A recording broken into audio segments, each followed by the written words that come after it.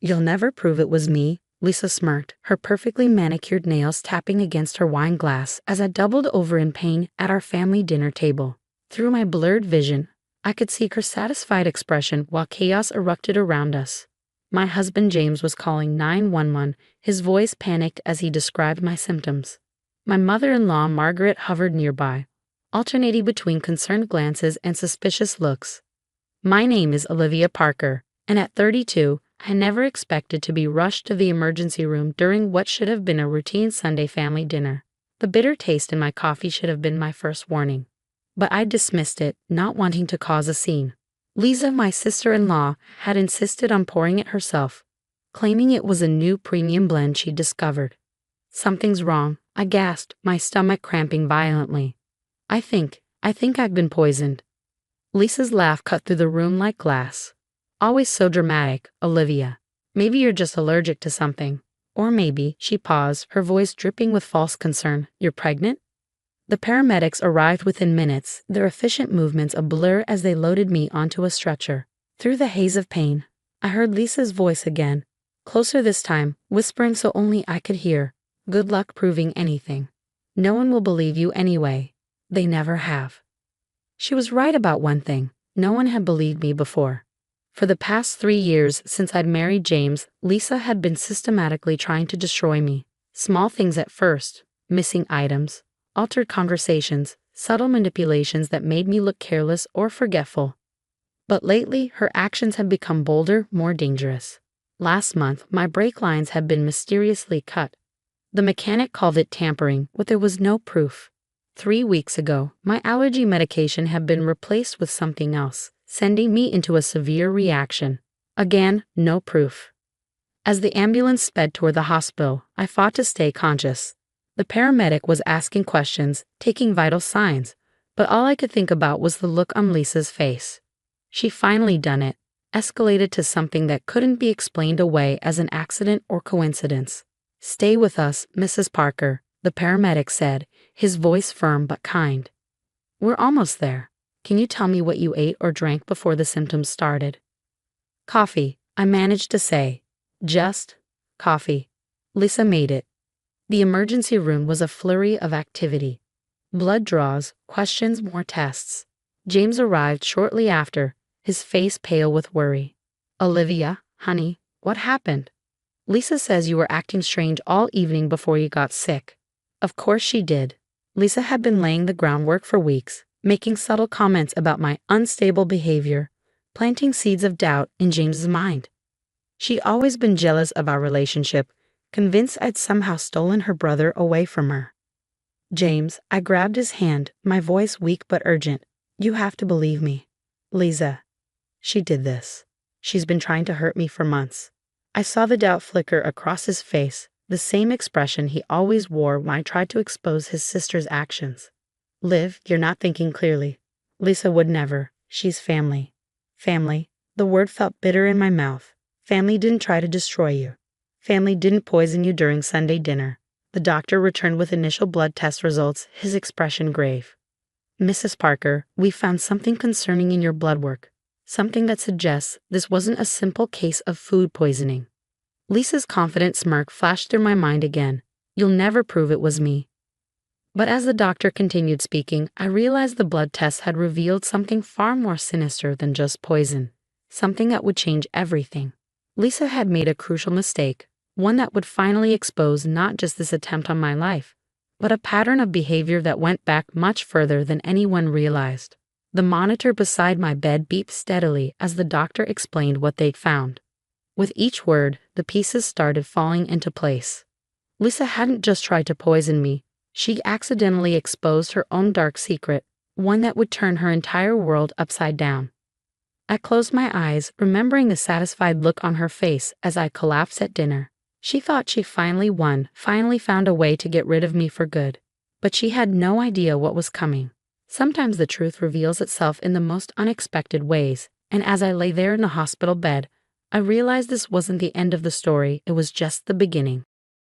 The blood test results changed everything. Dr. Stevens sat at the edge of my hospital bed, his face serious as he explained what they'd found. Mrs. Parker, your blood shows traces of not just one type of poison, but a complex mixture of toxins. The concerning part is that these particular combinations match 3 unsolved poisoning cases from the past 5 years, all of them involving young women in their early 30s. My heart raced as I processed this information. 3 other cases, he nodded, glancing at his tablet. All 3 women survived, but they were never able to prove who poisoned them. The cases went cold. The most recent was 8 months ago, just before you married James. Suddenly, memories started flooding back. Lisa's strange comment at my engagement party. You're lucky number 4, aren't you? At the time, I thought she was referring to James' past relationships. Now it took on a much darker meaning. The police arrived shortly after, 2 detectives who introduced themselves as Martinez and Cooper. They listened intently as I recounted everything. The coffee, Lisa's behavior, the previous accidents that I'd suspected were her doing. Mrs. Parker, Detective Martinez said, we're going to need a detailed statement. These cases, they've been on our radar for years. We just never had enough evidence to connect them. James walked in during my interview, his face pale as he heard the detectives discussing the other cases. This can't be right, he protested. Lisa's a pharmaceutical researcher. She would never. A pharmaceutical researcher? Detective Cooper's head snapped up. Where exactly does she work? Meridian Labs, James replied. She's been there for 6 years. The detectives exchanged meaningful looks. Meridian Labs had a break-in 5 years ago, Martinez explained. Several experimental compounds were stolen. The same compounds we found traces of in the previous victims. I watched as the color drained from James's face. His sister, his brilliant, perfect sister, was suddenly being revealed in a completely different light. There's more, Detective Cooper added. All 3 previous victims had connections to your brother, Mr. Parker. One was his college girlfriend, another was his coworker he briefly dated, and the third was a woman he'd been seeing just before he met Olivia. James sank into the chair beside my bed, his hands trembling. This can't be happening. Lisa, she's always been protective of me. But this? Protective? I laughed bitterly. James, she's been systematically targeting women in your life. I'm just the first one who survived long enough to expose her. The hospital room fell silent as the weight of this revelation settled over us. Lisa hadn't just tried to poison me. She'd been practicing, perfecting her technique on other women who got too close to her brother. Detective Martinez stood up. We have enough to bring her in for questioning. The lab results combined with her access to the stolen compounds give us probable cause. Wait, I said, remembering something. Check my phone. I started recording our family dinners after the brake line incident, just audio recordings. I thought if something happened. Cooper quickly took my phone, and soon Lisa's whispered threat played clearly through the speaker. Good luck proving anything. No one will believe you anyway. They never have. James buried his face in his hands. Oh God, Olivia. All this time, you were telling the truth, and I didn't believe you. I let her. Mr. Parker, Martinez interrupted gently. We need to move quickly. Your sister's expertise means she'll know how to cover her tracks. Is there anywhere she might go if she suspects we're onto her? Before James could answer, my phone buzzed with a text. It was from Lisa. You should have died at dinner. Now I'll have to try harder. Family dinner's canceled next week. Permanently. The detectives immediately sprang into action, calling for backup and issuing a BOL for Lisa. But as I watched them rush out of the room, I couldn't shake the feeling that this wasn't over. Lisa had spent years perfecting her methods, carefully selecting her victims. She wouldn't give up easily. James gripped my hand tightly, his voice breaking. I'm so sorry, Olivia. I should have protected you. I squeezed his hand back, knowing we'd need each other for what was coming. Because somewhere out there, Lisa was planning her next move. And this time, she had nothing left to lose. The heart monitor beeped steadily as night fell over the hospital. Each sound a reminder that I was still alive, still here to expose the truth. But somewhere in the darkness, a woman who'd gotten away with attempted murder 3 times before was plotting her revenge. And I had a feeling the next family dinner would be one none of us would ever forget. In the days that followed, the police were everywhere, uncovering shocking truths. Lisa was missing, but her secrets were coming to light. Detective Martinez visited me at the hospital with a thick file. We found her journal, he said. Hidden in her desk at Meridian Labs, she wrote down everything. Every poisoning, every attempt. She was obsessed with protecting your husband, and it started years ago. I was leaving the hospital that afternoon, but nothing felt safe anymore. Every shadow seemed dangerous, and every stranger felt like they could be Lisa, ready to finish what she started. Then the phone rang. You ruined everything, Lisa's cold voice said. But I can fix it. One last family dinner, Olivia. Just you and me. Or I start sending those experimental compounds to every member of this family. Let's see how James handles watching everyone he loves suffer. I should have called the police or told James. But I knew Lisa wasn't bluffing.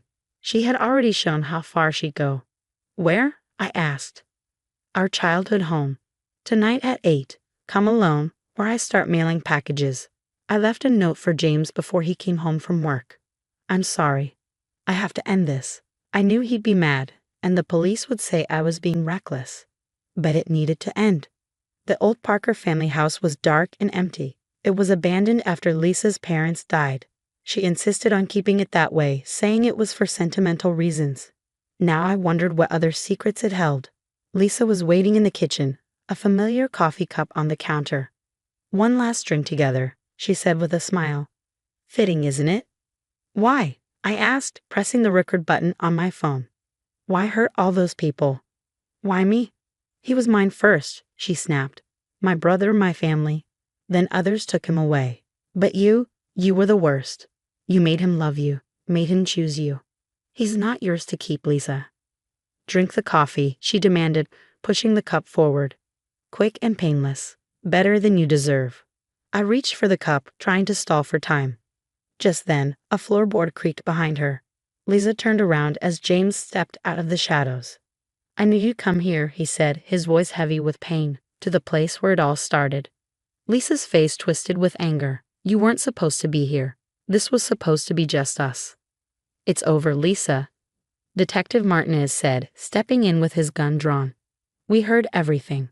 But Lisa wasn't giving up. With a scream, she lunged at me, a syringe suddenly in her hand.